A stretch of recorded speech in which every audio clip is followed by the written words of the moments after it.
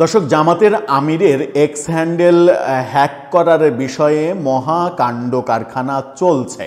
আমরা গতকালকেই শুনেছিলাম যে রাষ্ট্রপতির বঙ্গভবনের একজন কর্মকর্তাকে প্রায় 17-18 ঘন্টা ডিবি অফিসে আটকে রাখার পরে তাকে গ্রেপ্তার দেখানো হয়েছে। হাতিরঝিল থানায় মামলা করানো হয়েছে, সেই মামলায় তাকে গ্রেপ্তার দেখানো হয়েছে এবং অবশেষে আজকে তাকে কোর্টে তোলা হয়েছিল। সেখানেও অনেক ঘটনা ঘটেছে, সেখানে তিনি কি বলেছেন সেই ব্যাপারগুলো উঠে আসছে, পুলিশ কি বলছে, ডিবি কি বলছে সেই ব্যাপারগুলো উঠে আসছে। এবং আমরা দেখছি যে বাংলাদেশের অন্যতম বড় সংবাদ মাধ্যম এবং বলা যায় যে বাংলাদেশের প্রধান সংবাদ মাধ্যম যেটা বিডি নিউজ 24, তারা ভয়াবহ একটা খবর দিচ্ছে যে এই বঙ্গভবনের কর্মকর্তার গ্রেপ্তার নিয়ে পুলিশের মধ্যে একটা বড় বিভাজন তৈরি হয়েছে। এই বিভাজনটা এই কারণেই যে অনেকে বলছেন যে জামাত আমিরের এক্স হ্যান্ডেলের যে হ্যাক হওয়ার ঘটনা, এটার সঙ্গে এই কর্মকর্তার কোনো রকমের সম্পৃক্ততা নেই। যে কোনো কারণে যদি কেউ এই কাজ করে থাকে তাহলে তার মেল আইডি ব্যবহার করে করতে পারে, কিন্তু তার কোনো সংশ্লিষ্টতা নেই। কিন্তু তাকে জোর করে রিমান্ডে নিয়ে টর্চার করে তাকে দিয়ে স্বীকার করানোর চেষ্টা হয়েছে যে তিনি এই কর্মকাণ্ডের সঙ্গে জড়িত, এটা যেন তিনি স্বীকার করেন। এবং আমরা দেখছি যে আজকে ব্যাপকভাবে বিএনপির লোকজন এরকম প্রচারণা করছে যে জামাতের আমিরের ক্ষমতার প্রভাবে বঙ্গভবনের কর্মকর্তাকে নাজেহাল করা হচ্ছে পুলিশ দিয়ে, আদালত দিয়ে, এরকম নানা রকমের আলোচনা ছড়িয়ে পড়ছে। তাতে করে আমার মনে হয় যে জামাতের আমির কিংবা জামাতের নতুন করে একটা সম্মানের প্রশ্ন তৈরি হচ্ছে কিংবা গ্রহণযোগ্যতার প্রশ্ন তৈরি হচ্ছে। অবশেষে আজকে আদালতে অনেক নাটকের পরে এই কর্মকর্তা জামিন পেয়েছেন বটে, কিন্তু সেটাকে কেন্দ্র করে বিডি নিউজ 24 বেশ চাঞ্চল্যকর কিছু তথ্য তুলে আনছে। আমি জানি না, আমি নিশ্চিত নয় যে বিডি নিউজ 24 যে তথ্যগুলো দিচ্ছে সেই তথ্যগুলো সত্য কিনা। চলুন একটু জেনে দেখি বঙ্গভবনের এই কর্মকর্তাকে কেন্দ্র করে জামাতের আমিরের এক্স হ্যান্ডেল হ্যাককে কেন্দ্র করে আদতে কি ঘটছে, কতটা সত্য, কতটা সাজানো সব কিছু। থাকবেন পলিটিক্স টিভির নিয়মিত আয়োজনে।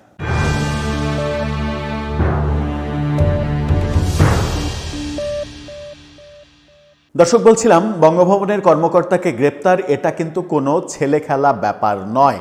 দীর্ঘ সময় তাকে ডিবি কার্যালয়ে আটক রাখার পরে গত রাতে সংবাদ সম্মেলন করে ডিবির পক্ষ থেকে জানানো হয়েছে তাকে গ্রেপ্তার দেখানো হয়েছে। আজকে তাকে আদালতে তোলা হয়েছিল, আদালতে অনেক কিছু হয়েছে এবং অবশেষে তাকে প্রথমে জামিন নামঞ্জুর করা হলেও, স্থগিত রাখা হলেও পরবর্তীতে জামিন দেয়া হয়েছে। আদালতে এই কর্মকর্তা কি বললেন সেটা নিয়ে বিডি নিউজ 24 একটা রিপোর্ট করেছে। পাশাপাশি পুলিশের ভেতরে এই ব্যাপার নিয়ে বিভক্তির কথা বলছে বিডি নিউজ 24। চলুন একটু জানি। বিডি নিউজের প্রথম শিরোনামটা দেখে নিন। সেখানে বলছে জামাত আমিরের এক্স হ্যাক্ট, আদালতে যা বললেন বঙ্গভবনের সারোয়ারে। তিনি সেখানে বলা হচ্ছে যে নিজের সম্পৃক্ততার ব্যাপার অস্বীকার করেছেন। রাষ্ট্রপতির কার্যালয়ের এই সহকারী প্রোগ্রামারের ভাষ্য, অ্যাকাউন্ট হ্যাক করার মতো কাজ তিনি কখনো কল্পনাও করেন না। ঢাকার অ্যাডিশনাল চিফ ম্যাজিস্ট্রেট আওলাদ হোসাইন মোহাম্মদ জুনাইদের আদালতে জামিন শুনানিতে নিজের অবস্থান তুলে ধরেন তিনি। হাতিরঝিল থানার সাইবার সুরক্ষা আইনের মামলায় বুধবার রাতে তাকে গ্রেপ্তার দেখানোর কথা জানিয়েছিল পুলিশ, অর্থাৎ গত রাতে গ্রেপ্তার দেখানো হয়েছে এটা জানানো হয়েছিল, কিন্তু তার আগের রাতে তাকে গ্রেপ্তার আটক করা হয়েছিল, কিন্তু দীর্ঘ সময় তাকে ডিবি কার্যালয়ে রাখা হয়েছিল। পরের দিন মামলার তদন্ত কর্মকর্তা হাতিরঝিল থানার এসআই খন্দকার সালে আবু নাইম তাকে আদালতে হাজির করে কারাগারে আটক রাখার আবেদন করেন। আসামি পক্ষের আইনজীবী মোহাম্মদ আলমগীর জামিন চেয়ে শুনানি করেন। তিনি বলেন, রাজনৈতিক প্রতিহিংসার কারণে তাকে ফাঁসানো হয়েছে, জামিন দিলে নিয়মিত আদালতে হাজিরা দেবে, ট্রায়াল ফেস করবে। বাদীপক্ষে জামাতপন্থী আইনজীবী আব্দুর রাজ্জাক জামিনের বিরোধিতা করেন। তিনি বলেন, এই আসামি যে কাজ করেছে সেটা স্বৈরাচারী সরকারের প্রেতাত্মা হিসেবে করেছে, অর্থাৎ তাকে আওয়ামী লীগের দোসর বলা হচ্ছে। স্বৈরাচারের প্রেতাত্মা তার উপরে ভর করেছে। উনার কি কাজ ছিল যে জামাত আমিরের মতো সম্মানিত লোকের আইডি হ্যাক করতে হবে? উনি দেশে বিশৃঙ্খলা সৃষ্টির জন্য এটা করেছেন। মহিলা ভোটার যেহেতু অনেক, এই কারণে তাদেরকে উত্তেজিত করার জন্য জামাতের আমিরের নামে ইচ্ছাকৃতভাবে এটা করেছেন। মামলা তদন্ত কর্মকর্তাকে উদ্দেশ্য করে বলেন, দেশে শাক পাতা চুরি হলেও 7-8 দিন রিমান্ড চাওয়া হয়, কিন্তু তার বেলাতে রিমান্ড চাওয়া হলো না কেন, এই প্রশ্ন করেছেন। রাষ্ট্রপক্ষের আইনজীবী বলেছেন, যেহেতু এই আসামির বিরুদ্ধে সুনির্দিষ্ট অভিযোগ আছে, এজন্য তাকে কারাগারে পাঠানো হোক। পরে আদালতকে সারোয়ারে আলম তিনি বলেন, আমি শতভাগ নিশ্চিত হয়ে বলছি এই কাজ আমার দ্বারা হয়নি। এ ধরনের কাজ আমি কল্পনাও করি না। আমি এত বছর ধরে চাকরি করি, আমার মন মানসিকতা এমন নয়। সাধারণ মানুষ মনে করছে আমি হ্যাক করেছি। আমি বলছি নিজ হাতে আমি কিছুই করিনি। তদন্ত কর্মকর্তাকে বলেছি তদন্তে সহযোগিতা করতে যা যা করার সব কিছু করব। বিচারক তার কাছে জানতে চান আপনাকে কোথা থেকে গ্রেপ্তার করেছে। তিনি বলেছেন বাসা থেকে। কবে গ্রেপ্তার করেছে জানতে চাইলে তিনি বলেন পরশুদিন গ্রেপ্তার করেছে। এটা একটা বড় ব্যাপার যে আদালতে হাজির করার কথা 24 ঘন্টার মধ্যে কাউকে যদি গ্রেপ্তার করা হয়, সেটা কিন্তু হয়নি, সেটা অতিক্রম করা হয়েছে। কখন গ্রেপ্তার করা হয়েছে বিচারকের এই প্রশ্নে বলেন রাত 10টা 10:30টার দিকে। সারোয়ারে আলম বলেন, আমি স্বেচ্ছায় মোবাইল, ল্যাপটপ, ডেস্কটপ দিয়েছি, কল্পনাও করি না আইডি হ্যাক করার, আমি শতভাগ নিশ্চিত। তিনি বলেন আমার 1 বছর আর চাকরি আছে, আমি 1 বছর চাকরি থাকার সময়ে আমি আমার পেনশন, সুযোগ সুবিধা, অনুদান সব কিছু শেষ করে দেব এই কাজ করতে গিয়ে, এমনটা কল্পনাও করি না, তেমন কথা বলেছেন। প্রথমে আদালত শুনানি অপেক্ষমান রাখেন, পরবর্তীতে তাকে জামিন দেয়া হয়। পরিবারের পক্ষ থেকেও এই ব্যাপারে কথা বলা হয়। এই ব্যাপারে আর আলোচনা না বাড়িয়ে চলুন যে ব্যাপারটাতে চাঞ্চল্যের সৃষ্টি হয়েছে বিডি নিউজের যে খবরটাতে, সেই খবরে যায়। সেখানে বিডি নিউজ 24 যেটা বলছে সেটা হচ্ছে যে তাদের আরেকটা শিরোনাম দেখে নিন। সেখানে বলা হচ্ছে যে জামাত আমিরের এক্স হ্যাক সরোয়ারের গ্রেপ্তার নিয়ে পুলিশের দ্বিমত, অর্থাৎ পুলিশের মধ্যে বিভক্তি এসেছে এই ব্যাপারটা নিয়ে। সেই তথ্য বিডি নিউজ গত রাতে প্রকাশ করেছিল। গত রাতের খবরে তারা বলছে সংবাদ সম্মেলনের আমন্ত্রণ বার্তা পাওয়ার পরে যোগাযোগ করা হলে ডিবির 2 জন কর্মকর্তা নাম প্রকাশ না করার শর্তে বলেন আটক ওই ব্যক্তির বিরুদ্ধে হ্যাকের ঘটনায় যুক্ত থাকার কোনো প্রমাণ পাওয়া যায়নি। তারা বলেছেন মূলত রাজনৈতিক চাপে তাকে গ্রেপ্তার দেখানোর সিদ্ধান্ত নেওয়া হচ্ছে। কর্মকর্তাদের কয়েকজন সিনিয়রদের এই সিদ্ধান্তের বিরোধিতা করেছেন বলেও এক কর্মকর্তা দাবি করেছেন বিডি নিউজের কাছে। এরপর নির্ধারিত সময়ের প্রায় 25 মিনিট পর সংবাদ সম্মেলনে আসেন ডিবির অতিরিক্ত কমিশনার শফিকুল ইসলাম। এ ধরনের সংবাদ সম্মেলনে কোনো ইউনিটের প্রধান উপস্থিত হলে তার সঙ্গে ঊর্ধ্বতন অন্য কর্মকর্তারাও থাকেন। তবে বুধবার রাতে শফিকুল ইসলামকে দেখা গেল গাড়িতে একাই ডিএমপি মিডিয়া সেন্টারে আসতে। তার সঙ্গে তালিবুর রহমান ছিলেন মিডিয়া উইংয়ের দায়িত্বে যিনি রয়েছেন। এদিকে পুলিশের একাধিক কর্মকর্তা বলেছেন সরোয়ারে আলমকে গ্রেপ্তার নিয়ে পুলিশের কর্মকর্তারা দ্বিধাবিভক্ত হয়ে পড়েন। এ কারণে তাকে গ্রেপ্তার দেখানো হবে কিনা সেই সিদ্ধান্ত নিতে অনেক বিলম্ব হয়। সংবাদ সম্মেলনে এক সাংবাদিক জানতে চান ডিবির ভেতরে দ্বিধা বিভক্তির যে তথ্য ছড়িয়ে পড়েছে তা কতখানি সত্য। জবাবে শফিকুল ইসলাম বলেন বিষয়টি সত্য নয়, মামলা হওয়ার পর পুলিশ আসামি ধরেছে। ঘটনার সঙ্গে আপনারা কি সরোয়ারে আলমের সংশ্লিষ্টতা পেয়েছেন কি না জানতে চাইলে তিনি বলেন এটা ফরেনসিক রিপোর্ট না এলে তো বলা যাবে না।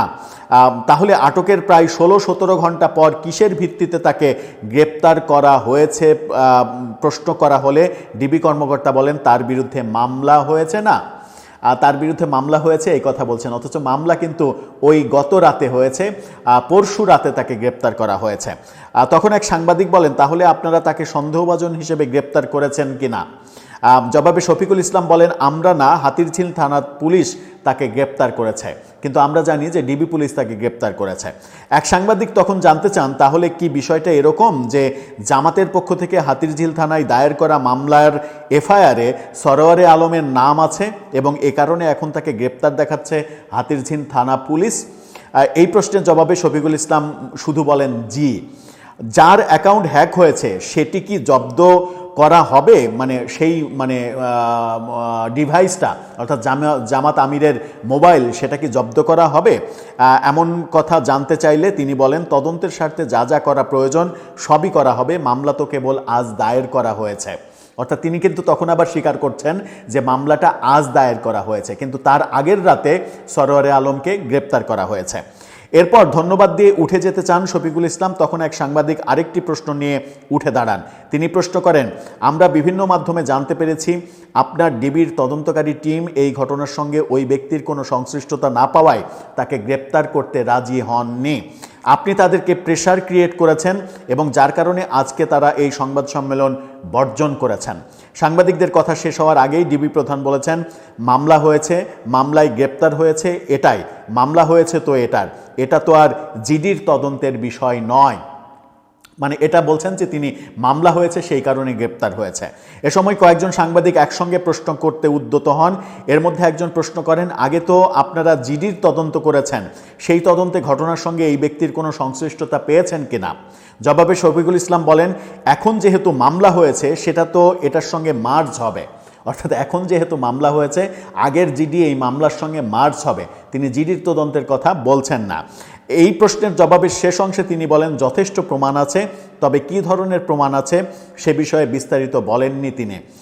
আরেক সাংবাদিক প্রশ্ন করেন, বাদী তো আগে অজ্ঞাতদের বিরুদ্ধে জিডি করেছিলেন, অর্থাৎ হাতিরঝিল থানায় যে জিডি করা হয়েছিল সেটা অজ্ঞাত আসামি বলে জিডি করা হয়েছিল, তাহলে বাদী কিসের ভিত্তিতে পরে ব্যক্তির নাম উল্লেখ করে আসামি করলেন?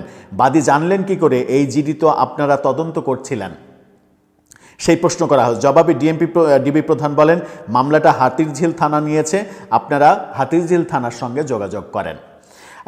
তবে বিষয়টি নিয়ে হাতিরঝিল থানায় বিডি নিউজ 24 যোগাযোগ করেছে, ওসি ফোন ধরেননি। পুলিশের সংশ্লিষ্ট বিভাগের একজন কর্মকর্তা নাম প্রকাশ না করার শর্তে বলেছেন, পুলিশের সিনিয়রদের সিদ্ধান্ত ছাড়া এ ধরনের মামলা হওয়া সম্ভব নয়, এটা সবাই জানেন। উনি শুধু হাতিরঝিল থানার কোর্টে বলটা পাঠিয়ে দিলেন। অর্থাৎ ডিবি প্রধানকে উদ্দেশ্য করে ওই নাম না বলা কর্মকর্তা বলছেন, উনি শুধু হাতিরঝিল থানার দিকে বলটা ছুড়ে দিলেন, নিজে যেন প্রশ্নের উত্তর দিতে না হয়। এরকম বেশ মানে চটকদার খবর বিডি নিউজ, আরও অনেক ব্যাপার রয়েছে। এরকম চটকদার খবর বিডি নিউজ গত রাতে, মধ্যরাতে সামনে এনেছিল।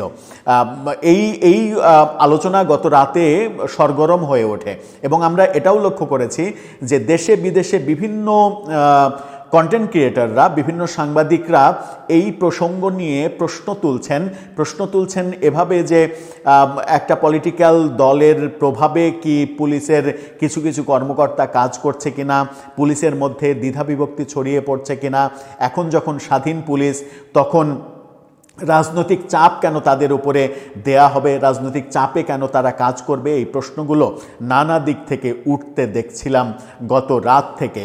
আজকে অবশেষে সেই আলোচনাগুলো যেন হয়তো এরকমই হতে পারে যে এই যে আলোচনাগুলো ছড়িয়ে পড়ছিল, এই আলোচনাগুলো যেন বিস্তার লাভ করতে না পারে, সেই কারণেই হয়তো আদালতও মনে করেছেন যে এই ব্যক্তিকে জামিন দিলে আলোচনাটা বেশি দূর হয়তো গড়াবে না।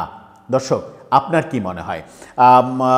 যে অভিযোগ করা হচ্ছে, বিএনপি থেকেও অভিযোগ করা হয়েছে যে জামাতের আমিরের চাপে এই কর্মকর্তাকে অযথা বিনা দোষে নাজেহাল করা হচ্ছে। বাস্তবতা কি এরকম? আদতেও কি প্রফেসর ইউনূস সরকারের আমলে জামাতের আমির পুলিশকে চাপ দিয়ে এই ধরনের কর্মকাণ্ড করাতে পারেন, কিংবা করানোর মতো সক্ষমতা তার আছে, কিংবা সরকারেরই বা সেই চাপ নেয়ার কি কোনো কারণ রয়েছে? আপনার মতামত জানিয়ে লিখতে পারেন আমাদের কমেন্ট বক্সে।